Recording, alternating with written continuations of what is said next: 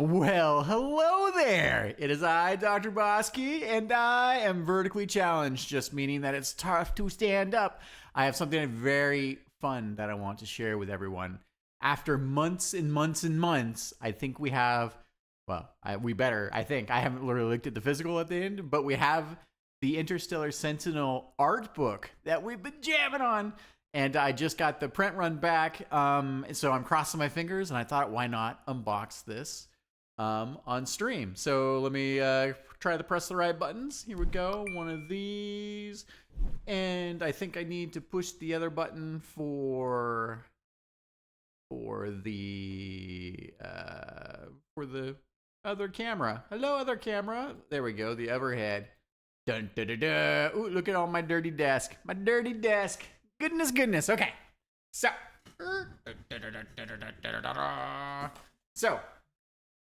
in the box, the big book baby box. So I've already X-Acto knife to open the top. I haven't looked in yet. Okay, let's see what we got. Oh, do we have music? Is there music playing? There is no music. Oh my god. How can we not have music, Chief? There we go. There we go. A little music. All right, cool. And back to where we're at. Okay. Sad coffee cup. Okay. So, bubble wrap. Don't need bubble wrap. All right. So, here we go. Ooh. Okay, 1 second. I'm going to sit down with this thing. All right. So that was no frills. So we had a front run of 25. So nice high gloss finish. Let's get this. This thing's heavy. It turns out when you make 25 books, they're heavy. All right. Oh, okay, sitting my butt down. One butt sitting. Milk duds on the desktop. All right. There we go there. I think that'll work. Get over there, keyboard. Oh my goodness, I'm a hot mess today. There we go. All right. Looks like it's like a drink from the giant coffee cup. Okay. Woo! All right. Man, this you haven't lived and appreciated someone until you've tried to walk a mile in their shoes. So right now I'm feeling the texture of the book here. So a couple little bubbles in the curve. It's one spine here. We check out the spine. Let's see, what does it say? It says Art of Interstellar Sentinel. It's probably better to. Forgot about cameras. All right, so Art of Interstellar Sentinel. Ooh, and look, the back is just the front. Look, we got our ISBN code. It's like a real book. It's like a real boy. You could scan it. It's got official book notation. All right, so I got my overhead lights on, so it's a little bit more of a glare. Color-wise, it's not quite as vibrant as I thought it would be, but it's pretty good so far. All right, so get the X-Acto knife out of here. Let's take a look. Ooh. Oh, it's like a coffee table art book. Nice inner white paper. All right. We got the forward. All right, that's cool. So that's like a matte. It's like just a matte finish there. These are more gloss finish, so interesting, but that's all right. People can write notes, or we could sign these things. That would be weird and cool. See, I'm kicking around my microphone here. So this is the first edition print run 1 of 25. So 1 through 25, I should say. We got our contents on one side. How's this looking on the? Oh, yes. Oh, interesting. We've got a tiny. Oh, that's interesting. So we got a tiny little shows on the edge, just a little bit of. Oh, it's just because of the other page, I think. Yeah, okay, all right. So it's because we went from a high color or a full page color spread here for the sections. We've got our page IDs. That's dope. Oh yeah, wow. Then we got your contents, free goodies at the end there, and then we have a hero section, and then the first thing you see, I wish I could turn this upside down, but is Dr. Bosky. Ooh, the text is much bigger than I expected to. I thought I'd be worried. So we got all this flavor text now. So flavor text is a scientist. He discovered a mysterious force in conscious beings that he named soul energy. This discovery opened his mind to the cosmos, transcending space-time. A mysterious door to the Hall of Whispers opened, and he was summoned into that pantheon. Alara, a higher energy state being, spoke of the balance between light and dark. The balance is unraveling, darkness is claiming the light, and many worlds are on the brink of collapse. Alara anoints DBK as a cosmic knight, the Interstellar Sentinel, and gifts him the Soul Key Blade, a transmutational relic. Ooh.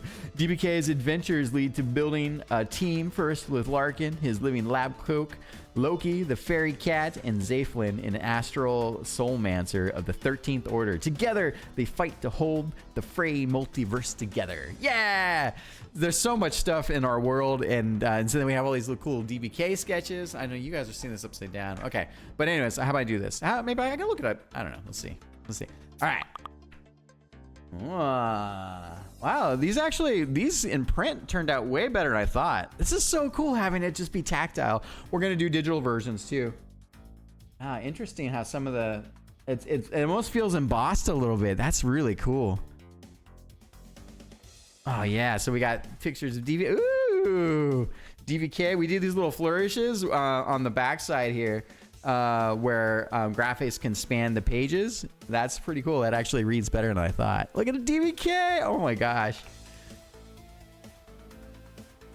Nice. And then we have a little bit of like flavor text at the bottom to kind of explain what's going on. Oh yeah. Yeah. Okay, this is better than I was worried. I was a little worried. You're always worried because, you know, it's hard when you go from a medium, right? Like I've never made a book, like a big book like this before. Man, we put so much time and effort into this. The page numbers are way bigger than I thought they would be, so they seem much smaller in print. But the page numbers, like with the bottom line, that's really cool. It's also super weird. I've forgotten what it's like to touch stuff. I mean, I touch myself all the time, but like for instance, I can feel the print of the ink line. Like it almost feels embossed when it's stamped into the page. I never, you know, how would you know until you look at things like this? Ooh, look at the Larkin stuff. Ooh, all the heroes. Oh yeah, look at the blacks. Oh, the blacks are interesting. Wow. Oh, Dimitri's gonna be, I think, happy with this. Yeah. Let's see here. What's this look like on the back side? Wow, I can't believe this is so nuts. This is so nuts. Let me take a look here. Okay. Oh yeah, okay. That's just how the pages kind of unspool there. Super cool. Yeah. Oh wow. It's so, I mean, you guys probably, I mean, no one would know this, right? But so we started working on the Dr. Boss Key universe with some of these characters. I mean, we started about 7 years ago. 7 years ago when we were just a little Twitch streaming show. And here we are, you know, we spent months and months working on Zay and all these details. They're all directed by me. And, you know, with, oh, I'm gonna get rid of that. Oh, good, that you guys can't see that. Cool. A little bit day job stuff. But, you know, like there's months of real-time life tied up in all of this stuff, right? Oh my goodness. And it's so cool to see on a page. And, you know, like being a huge game nerd, right? Like some of the core story is very Mega Man-esque, right? Like in that, you know, when Mega Man is defeating, you know, Dr. Wily's, you know, robots, he gets their like weapons. So all of our characters in the universe, like when I was making stuff, I didn't think specifically, oh, Mega Man. But I love games. I've played games my whole life. So I think some of my imagination and just creativity when I was creating in my own mind and we were working through things and even doing things like, hey, like let's make sure that the characters have weapons and that they're, you know, I'm a big fighting game nut too, and that their weapons are kind of part of their character identity. So we have like the Soul Glaive here, right? Here, maybe this will be nicer for you guys. I know what it looks like, so I can turn it upside down. But we have like the Soul Glaive, right? Oh my goodness. Let's see, can I? Oh my, hang on 1 second. Laptop over here. Oh my desk is not big enough for me apparently. So get over here. All right. Let's see. Yeah, okay. There we go. Yeah, so like the soul glaive is very much like this thing. It can transform into a dagger and can fan out, right? And you can throw these things. And it's so cool. And they drip like, they got these scorpion tails, and they scorpion tails like drip venom, right? So it all is part of Zay's combat style. And I don't know, like, I don't know. It's super cool. Like, I don't know. It's fun. It's fun. It's really fun being in Imagination Land. It's fun to see the fruits of your labor really just, you know, take these moments. I'm a little choked up right now. But don't cry. Don't get too emotional. But, you know, part of it too is, you know, all the concepting and the hard work. Dimitri, like, we've done so much work together over the years. You know, none of this would have been fully possible had we not really stuck through it and really kind of evolved our style. But, you know, the characters like Zay, even though it didn't turn out like these were in the game, because we didn't know we were making a game yet, but it was a pre-production process like I would go about making a video game, because I'm a video game producer, among other things. And so it was really important for me to be like, hey, how do we convey and capture some of the style? How do we create like the action poses for her? You know, how do we create her defeated state? You know, and then so we have it. We have those character references, right? I could build a fighting game out of the Dr. Bosky universe characters. Look at Loki! Oh my goodness! Oh, this is cool. Look at these colors and the tones. You know, and just, oh man, oh my goodness, this is so cool. You know, just reasons for being. You know, it's our little girl. I miss her, but. You know, and then now we have all this cool like flavor text of why these things are. And maybe I was thinking about this wacky idea where we could take the book, now that we have all the displays, and we could put it in the game, and then you could unlock the art book, and then for every page that gets turned, I need to figure out how we turn the pages, or maybe fly between the pages. Then you could fight, you know, like either have little things you can fight in the monster section, or, you know, you could, you know, like you meet the characters. We could have some like spoken text, which would be sweet, in Larkin's voice for narration, you know, and just things for you to do while you enjoy the art. But it could also be interactive, right? I don't know. I got to think about it, but that would be super fun. And here's like all the early designs for the, what is that? I got a gnat in here. For the Veil Piercer Starship, right? So just, I'd love to bring this back in its form. Right now, the Veil Piercer Starship is just in the evil Dr. Bosky form. Oh, look at the spread. Oh my goodness. Oh, we got the Hellfaster Legion. Look at that. Oh, look at all that detail. And that's one thing we worked. The blacks are interesting. Like I thought the blacks would turn out better than they did. It's kind of in the overhead. All right, that's interesting. Like the blacks are a little darker than I expected to be in some of these shapes. But anyways, look at all this detail. We worked in we always work in 2x resolution. So if the sprite is at a base of, you know, like our smallest base sprite size is generally 128 by 128 pixels. Then we'll work in 256 by 256. But a lot of them, like the big boss monsters, you know, these are big, you know, like they're usually like 2K, like 2048 by 2048 sprites that then we scale down and put into the engine. It's so cool. You know, like it's just been a process. It's been so much to learn. Yeah, okay, like the darks are a bit darker. Yeah, okay. But I think this is still good. Even though they're darker than I expected. But it's interesting to see how this picks up in print. But yeah, look, the Robonoid Seekers, the Rhoda Sea Torture wheels, and then we have all this flavor text. Oh, it's so cool. Yeah, okay. Yeah, but I think overall I'm pretty happy with where we're at print run wise. So I think at cost, with everything said and done, I think we're at about $40 for cost per book. It's 28 pages, I think. Yeah. But yeah, like, you know, like it's been really cool just to capture all this work. You know, it was for all the monsters that we put in the game, like the characters started much longer before there was a video game, but the enemy monsters, you know, were all done for the game. And this was us learning our production craft, you know, for making all this stuff to put in the, you know, to put in the game. And we did the game on a very tight deadline. Deadline. we went as fast as we could with, you know, having essentially, you know, a full-time job and a part-time job. But it was about, you know, it was about 18 months all said and done.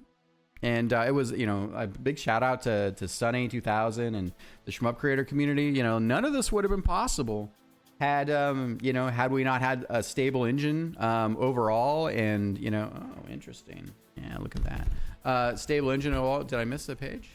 These pages are thick. They're nice, thick, chunky pages. And yeah, I think there we go. I fell to a double page. And, you know, what was it saying? Yeah, so, you know, a big shout out. I don't think we could have gotten through as much content as we created, let alone the design and the character pieces and trying to understand how to script all this stuff. And, you know, like the game's got its rough spots and we're still polishing a little bit here and there. We're obviously full steam ahead on our, you know, on Interstellar Sentinel 2. I'm still doing a little bit updates and whatnot for Interstellar 1 as well. But, you know, we have so much more confidence. Oh, interesting. Like, it's cool that we show these pieces here. But we have so much more confidence in what we're doing. And so our production values for the next game are just off the charts. You know, yeah, I'm really happy. I was very worried that the flavor text that we had at the bottom, that it was going to get too small for print. So this is actually really cool. Wow, look at it, Soul Light Reaper. We did one little bit of interactive bit here. And the Skelly Scoocher. Skelly Scooching. Oh, man. Aw. Come on. Keep it together. It's just a book of art, and it's a huge amount of work. This is super cool. You know, I've worked on games. I've been very fortunate to be in the game industry since 1999. You know, and it's hard. It's a lot of hard work. I've learned so much by making games, you know, and being able to chase my passion and getting started in QA and doing production work and just, you know, having creativity and realizing that you want to dedicate pretty much. I don't see that I'm ever going to be done dedicating my life to video games. You know, like this is a tremendous amount of effort. And I think the way that I feel looking backwards across all of this, I'm still excited. I'm really just, it's something that's deep inside of me. I don't think it'll be shmups forever. There's so many games that I want to still make, but this is such a great way. And, you know, we're living the dream right now. We've got our tiny little game studio. There's 4 of us now. And we're committed to doing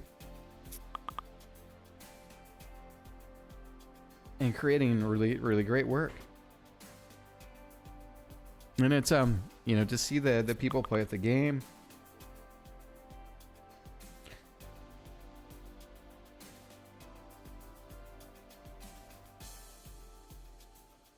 And, you know, just to be able in this day and age to be able to dedicate so much of our time to, you know, I know, just creating something that is very uniquely human in terms of finding something to play with, right? And to interact with.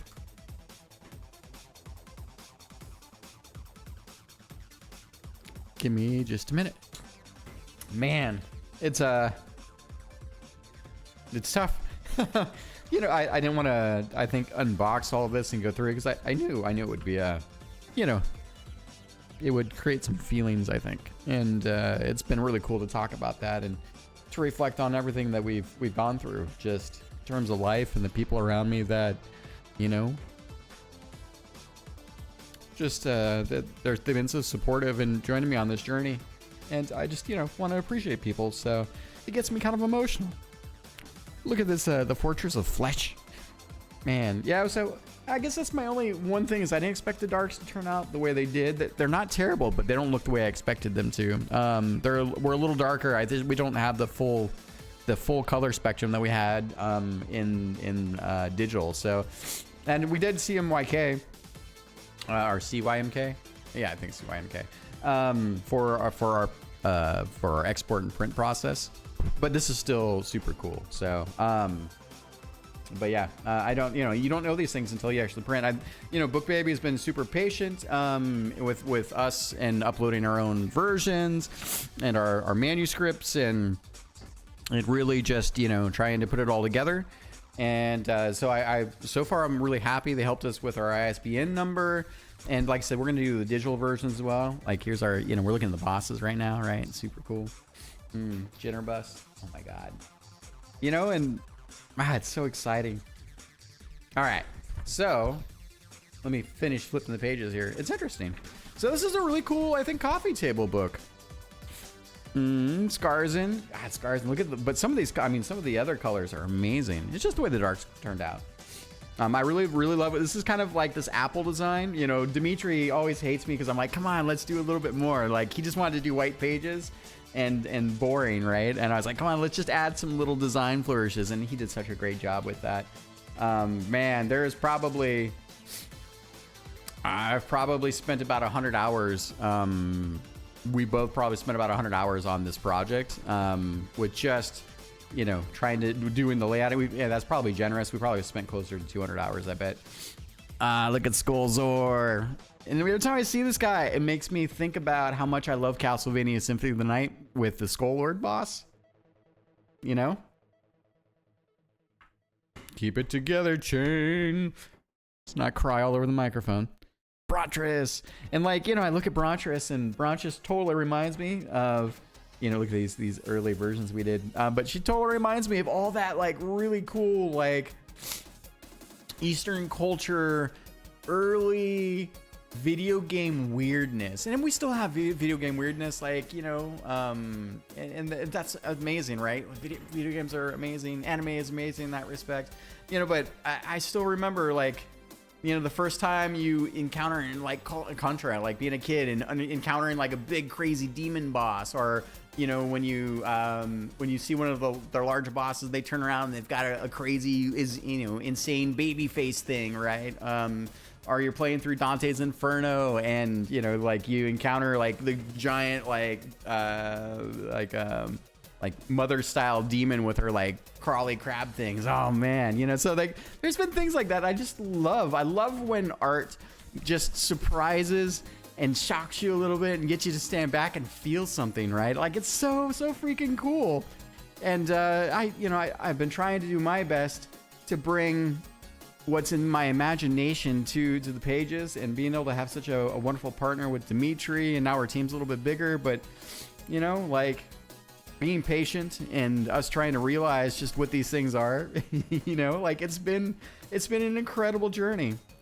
You know, I'm super grateful. Wow, like the flavor text really turned out nice. Yeah, this is great.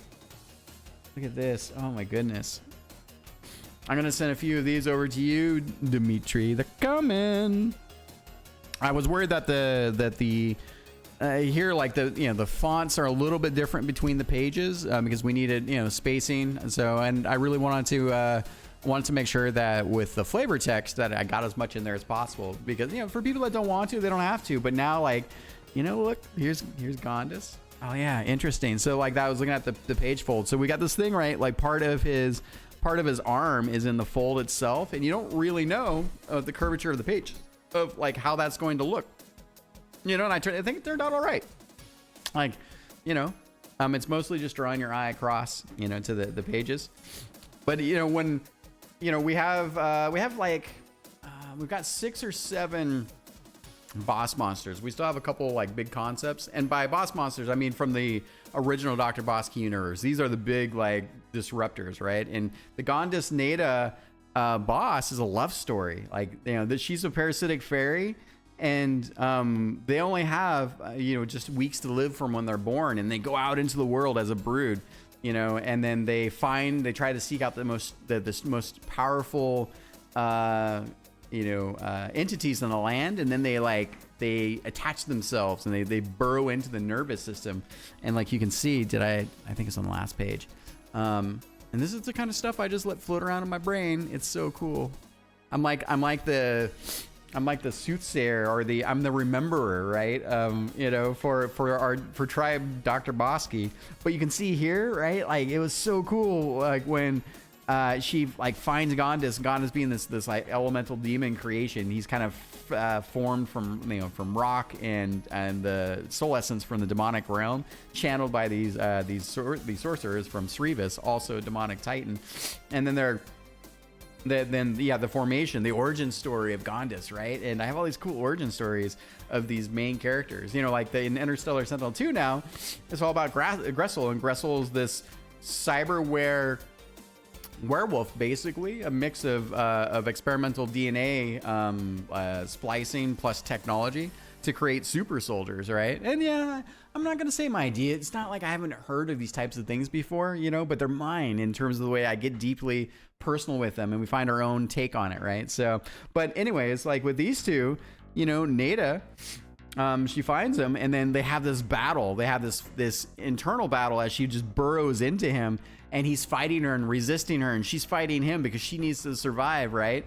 And at some point they stabilize, and then so all that's, you know, we had this version of him before he was fused with Nada, and so, and I don't think I have any versions of showing him without Nada. Maybe I do. No, we only had so many pages of art, you know. So, but we had versions, you know, like these are early concepts, right? Where I was like, oh, I want to like take some inspiration from anglerfish, right? With the deep sea anglerfish, and they have those protuberances with bioluminescence, and they're cruising around in the deep sea, right? Oh man, so cool. And then so they have this like struggle of wills, and then the moment they light up, and we have a little bit of an animation that I did for this, which I still we'll see, maybe I'll finish it at some point, but where they basically become one, and like then he starts to have these glowing power lines, so she infuses his being, you know, so deeply. And then they start to they fall in love with each other. Oh, interesting. So it actually worked out better than I expected. A little cut off on the edge, but then what happens is they start to they learn how to hunt together, because every time they defeat powerful entities, they're basically the champions of Srivis, and Srivis is a slumbering demonic titan. And so basically, that soul flesh, that energy gets transferred back into it's in the vessel of Gondis. Like they get stronger as well, but the energy is being basically transported into Srivis, because Srivis is trying to wake back up, you know. And I mean, Srivis is awesome in terms of my ice maker just made some ice. First time we got a new refrigerator today. Yeah, but anyways, and so like there's just all these really cool like sub stories about how they come together, and you know, and then when I remember I was writing the script, right, for this little animation, and then we do this thing with all of our characters. It's like I want to capture them in like their action poses. Sorry, I got sniffles because I'm trying to be more manly.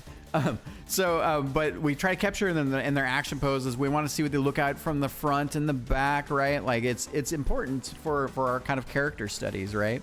You know, we try to capture them in their little battle poses, right? You know, again, as if it were a fighting game. And that really helps us flesh out the details. You know, this is the Mammer, the main weapon that they use. And whenever DBK comes and they fight and they are defeated, spoiler, DBK for the most part defeats all the enemies he goes after. Then their essence is broken down into a reforged weapon, and DBK learns how to use that weaponry. So it's kind of got like sort of like Shang Tsung from Mortal Kombat blew my mind when he's like, I can take the souls of all the enemies, and I can use their fighting styles, right? Like I'm such a freaking nerd. It's so cool.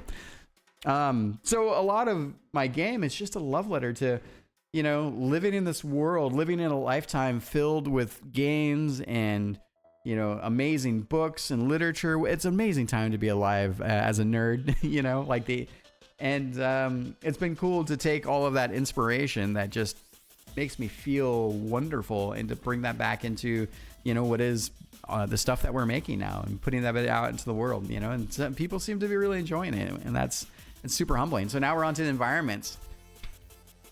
Ooh, so this is Srivanix. This is Srivis. So you can see that he's got kind of this, you know, we built this first for the animation that we're working on, because let's teach myself animation with in After Effects. And we have about a 7-minute animation, and it's still not finished, but that animation kind of became the DNA of the game itself. God, I got sniffles. Jeez, Keep it together. And I was really just into this idea that this giant, when you're looking at this from a distance, right, it's a whole island. So it's a Titan, right? Like classic Titans of Yonder, right? So in this world, these Titans are cruising around, and this one, is a demonic Titan, right? And then when it was defeated, they couldn't really truly defeat them, so they forced them into slumber, right? And so like the idea that he laid down and then basically a biome grew up around him, and that you could be inside of him and have this this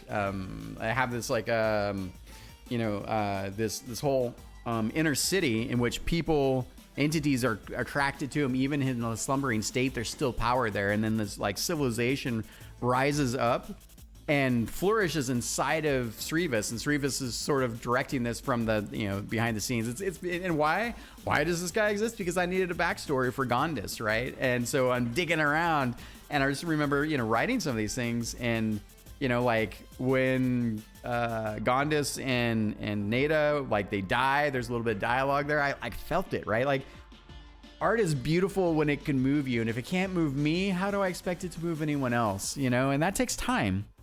And it takes dedication, and it takes force of will, and it's like a muscle, like everything else. It takes time to build up. And then the island forest here, this was like, oh, how do you get to, yeah, this is definitely darker than I expected.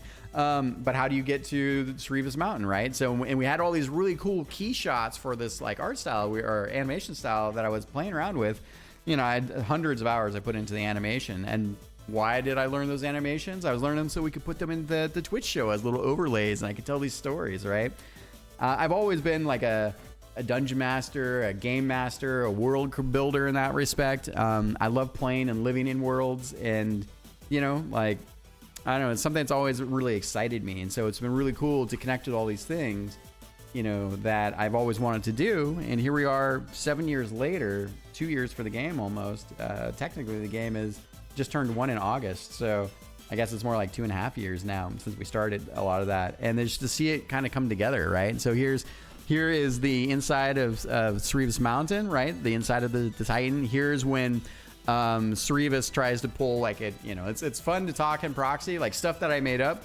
Like it was before Marvel Universe, so like I was like, oh, like Srivas basically did the Thanos snap to all of his to all of the people that were living inside of him.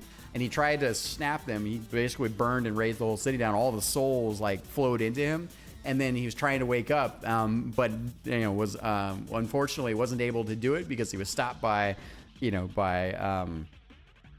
of the time, right? So, and so Gondis and Nada are the leftover champions of the realm. The realm is ruined in a lot of ways, and it's just waiting. It's cyclical, right? It's very I don't know, because it's like the Matrix, where they had their themes with the Matrix getting destroyed and then restarted from a very small sample and then rebuilt, because that was the way to contain the chaos of the of the people, right? Like you couldn't contain the ones that wanted to wake up, so better to keep them in there or create a place for them to have their own agency and have the struggle, and then to reset that.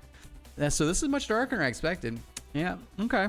Well, this is what we're learning. I mean, we're not going to change our art style for this, but I think it's very doable. Got a little bit of lines there, unfortunately, but that's okay. It's important to show that it's in tiles. Oh wow, 100 pages. Look at that. The Dark Wellspring. And so like the Dark Wellspring. This is freaking ominous in the darker bits. And we spent weeks on all of these key shots and then breaking them into places where I could animate. And so the animated short was really cool. But the Dark Wellspring is where the Magi Srivas, and this is like those dark avian mages are kind of like that, or they are the skeletal mages. And so this is the origin story of where Gondis was created from, right? And this is also like that kind of like connection to Srivas as well. So I don't know. It's so good being a nerd. Page 102. Yeah, and so here we already had these like big set pieces, right? So it was really cool to be like, oh, how do we turn this into a game? And like everything, creative, like my eyes were much bigger than my stomach. And we basically you know, like there are things that didn't make it into the game itself, like the hand bits and whatnot. But it was really cool to realize the gameplay and like, you know, this arena in my mind is very much a fighting game arena, right? This is where Dr. Bosky and Gondas have their showdown, right? Gondas is sitting on his bone throne, and the bone throne is constructed from the remains of the skeletal mages, you know, from Srivas. So it's from their bones. And so Srivas, after failing and seeing that Gondas and Neda have been great champions for defeating, because the demonic titan has all this power and the people are attracted to the power, and the adventurers come to, like, you know, to try to figure out, like, there's this evil disturbance in the realms, and a lot of heroes are getting, you know, defeated as they come to, you know, they come to Srivas Undermountain, right? It kind of reminds me of, you know, some Baldur's Gate, like Undermountain, right? Like some D&D stuff from Yonder. Oh man, you know. And so, like, you know, that throne was Srivas saying, hey, you are my new champions. You guys are going to sit on your throne and oversee all of the people that come into Srivas Mountain, and then their jobs are to defeat. So they're just defeating legions of you know, heroes over the years, thousands and thousands of years. And, you know, like, there's some really cool stuff that we managed to realize.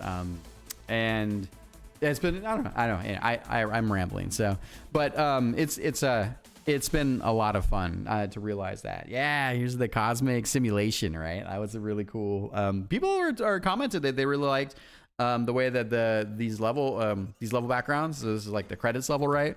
And then the simulation bits. And they really like the contrast to the environment. I remember doing these were really fun with the cosmic portals. Graphic design interface. Oh, is this the wrong? Oh yeah, I'm backwards. Okay, remember, don't. I'm upside down. Yeah. You know, it's just game development and projects. You know, anyone that'll tell you that, you know, in terms of creativity, you know, it's tough to get momentum. It's tough to keep thinking for such a long time about a body of work, and then to bring from that a cohesiveness. And, you know, like, it took me a long time to build an art team that could do this. You know, you can't do these things overnight. You can't just pay someone $5 and call it a day. You know, it takes time and effort. You know, the place that we live in our minds shared. And when we do things like this, it's a remembrance of where we're at, right? That is something that is special. And, you know, it takes time to create from this place of shared memory, but also to use the shared memory to create. I don't know if that makes a lot of sense, but, you know, every time I look at this, you know, even with these dialogues, we spent, you know, probably several weeks and, you know, 40, 50 different iterations on trying to get to something that feels like the sci-fi fantasy universe that we're doing. They have these little mini dialogues that we didn't really use too much in the game, but we still could, right? And some of this is going to be going to Interstellar Sentinel 2. You know, some of it's about storytelling, and, you know, I'm pretty allergic. Like, it's funny because I create all these worlds and, you know, and all this reason for being, but I don't want to waste the player's time. I don't want the player listening to me babble on. So I'm having a hard struggle on my own side of things, and creating just enough narrative. You know, shmups have got their own flavor too, but I'm also like, gameplay density matters. I love dense gameplay. I like direct gameplay. You know, you pick up a shmup, and one of the most beautiful things about playing a shmup or playing Pac-Man or playing Tetris is that, you know, you get into these loops where time just starts ripping away. You get into this like flow state. You become focused. Look at our game over screens. You know, and it's a very special place to live. And it's not just when you're playing games, you know, like that, like if you're into a really good show or you're into a book, you know, or even this phenomena where you're hanging out with people that you're really vibing with or that you love, and, you know, you get into this flow where you're just sharing and going back and forth, and you're connecting with your humanity and God, emotions. And, you know, time, it's like a time warp, you know, like an hour goes away. Oh, interesting. Oh, look at that. Oh, we got a little bit of distress on the page here. Well, that's a bummer. Interesting. I wonder if the other books have this. You know, and I think that it's quite special in your perception of time. Oh wow, yeah, that's bugging me a little bit on that. But on your perception of time, and that time just rips. You know, I like to say it's like, almost reminds me of the song like "Time Keeps on Ripping," right? Or time keeps on slipping into the future, right? But I think about it as like time keeps on ripping. So yeah, wishlist Interstellar Sentinel on Steam. It's free and helps the game get discovered. Look at that, 120 pages. Wow, that is a journey.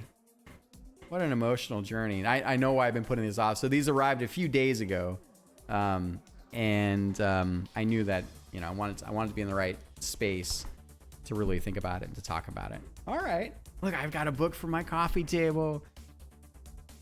It's interesting. It's quite the binding here. I think so it's got a little bit of imperfections, but you know, this isn't digital. It's not perfect. It's interesting though. The cover has a little bit of warping to it. But it's nothing I don't think I couldn't fix if I look here also. I couldn't fix by putting some stuff on top of it. Yeah. So this edge here, a little bit. It's not bad. Again, I think, you know, like base cost with everything being shipped and everything else, it came out to about $40 a book. So, you know, what are we going to do with this? I guess that's the next thing. So yeah, how about I wrap this up? Cause I've been rambling. I've been trying to stoically man cry, right? Like, geez, man.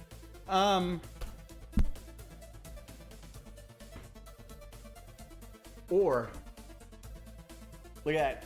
Oh my goodness. It's the green screen. There we go. He's making one of these. Dang you, green screen! I'm just being silly. There we go.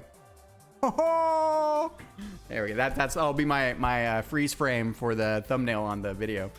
So yeah.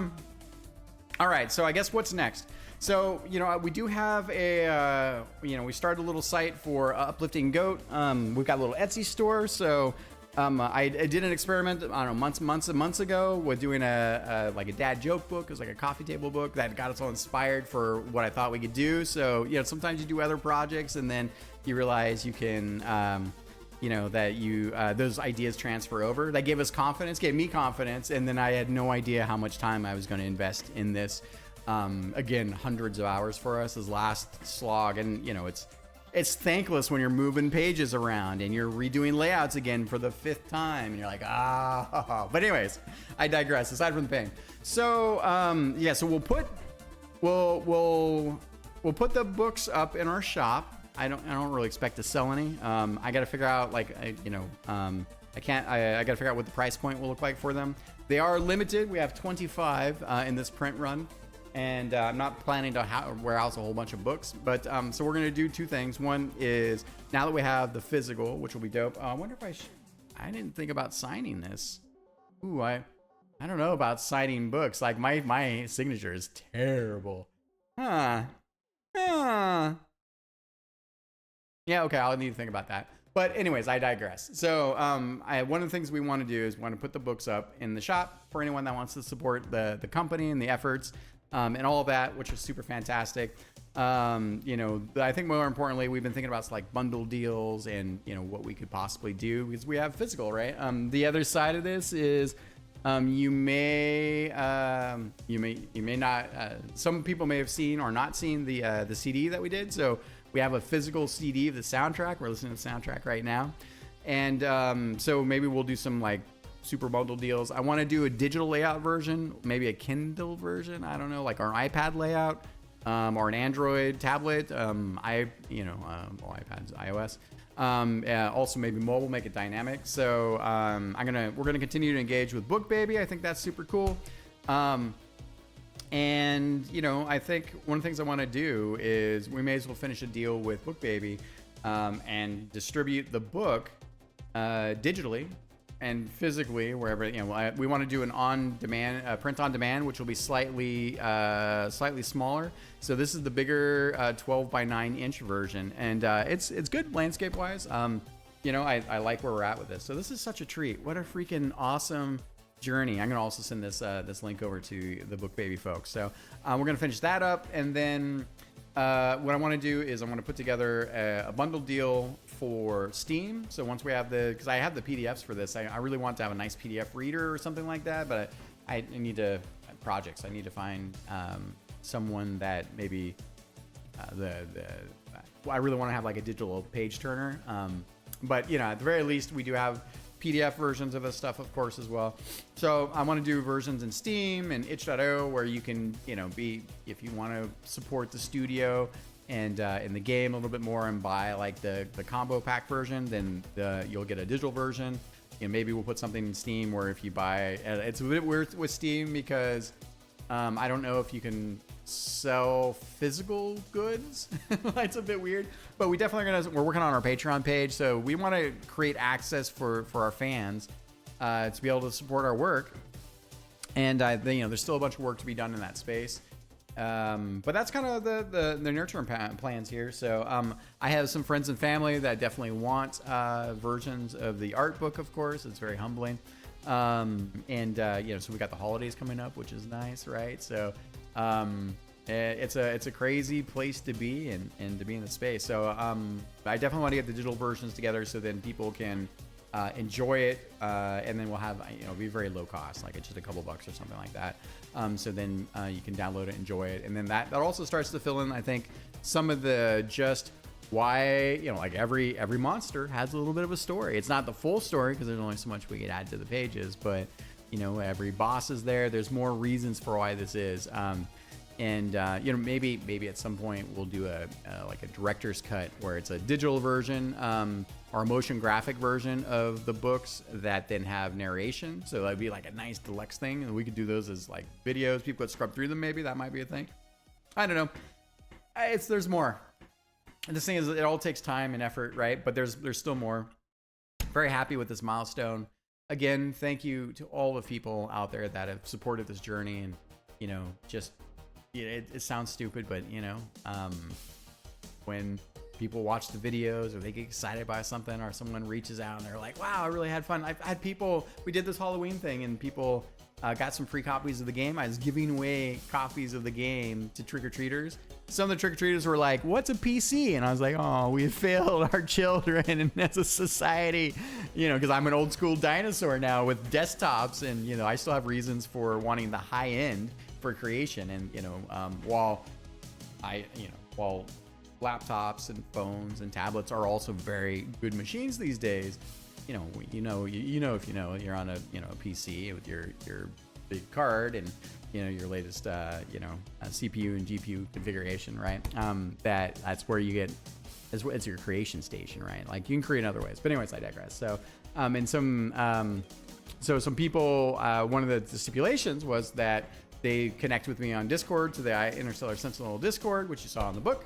And some people are like, "Hey, I don't really like games like this, but I played your game for an hour and I've decided I had fun." I'm like, holy shit. You know, it's shmups are, you know, I like shmups blew my brain when I was a kid. Like this was like this, and I wasn't a kid when this was a game, by the way. You know, but when I played games like this, you know, coming out of the arcade and all of that, you know, there was something really, really cool about like growing up at a time where arcades had a type of gameplay, and it was metered because of quarters, and it was hard but fair, because if it was unfair and it was eating your quarters, then it was a janky game, and it wasn't, you know, it wasn't, there's no challenge. It was just a quarter feeder, right? And so those games didn't do very well, because games that allowed people to showcase their skill and get to that one credit clear, you're getting the maximum value for your quarter, whether it was Donkey Kong or Pac-Man or whatever, you know, like in a game, like, or if it was, you know, Gradius, or I didn't play as many shooters in the arcade. I played a lot of running guns too, but definitely like, you know, back with the, I mean, technically speaking, like Defender, right? Like Defender blew my mind as a kid too. So there were like, you know, Robotron, like there's so many wonderful experiments. And you know, those games were not easy, but they also really challenged what people could do, and you could practice and get better at them. And it was cool back in the day. Like if you got good at a fighting game, you know, and you had a lot of people that were waiting to play, and they put up their quarter, and you kept like just whooping ass. Like you created a queue of people where people were bouncing off of you, right? Trying to dethrone you. And sometimes you like get dethroned, and you're like, ah, good game, good competition. And then you get in the queue next, right? And you get to see people's styles and kind of, you know, people that care deeply and passionately about this wonderful medium that, you know, I've had the privilege. I'm 47 in January, and, you know, being able to grow up through all the different eras of games. My first console, was the Atari 2600, you know, and my mom was into gaming. It was completely unheard of for women to be really into tech back then, you know, and let alone like game systems and, you know, recording movies off of, you know, cable services and, you know, like so many things, right? And in a lot of ways, that stuff was some of the early moments where I first encountered games, you know, and the adults around me, some of them were more into technology back then. You know, my dad is completely a cowboy, so he's the opposite of technology, but my mom was the opposite of him. So, you know, I remember, you know, I'd wake up sometimes when I was just probably 8 years old, something like that, right? Maybe 7 or 8. And I'd be all blurry-eyed at 3 o'clock in the morning or 2 o'clock in the morning, and I'd go out to the bathroom, and I'd cross the living room hall. I'd look down there with my little blurry eyes, and I'd see my mom. My mom would be sitting down in the front room like a giant kid, right? And she'd be playing Legend of Zelda, right? The Legend of Zelda. And, you know, like, you know, I you know, with the Nintendo, and I would come out, and she'd be like, hey, do you want to come sit down and hang out? And I'd trundle over there, and I would sit down, and we'd have this like special time, you know, where the world was quiet. You know, most people are supposed to be in bed at that time, including myself, I guess, right? And then we just have these moments where we play games together, you know, and you know, that was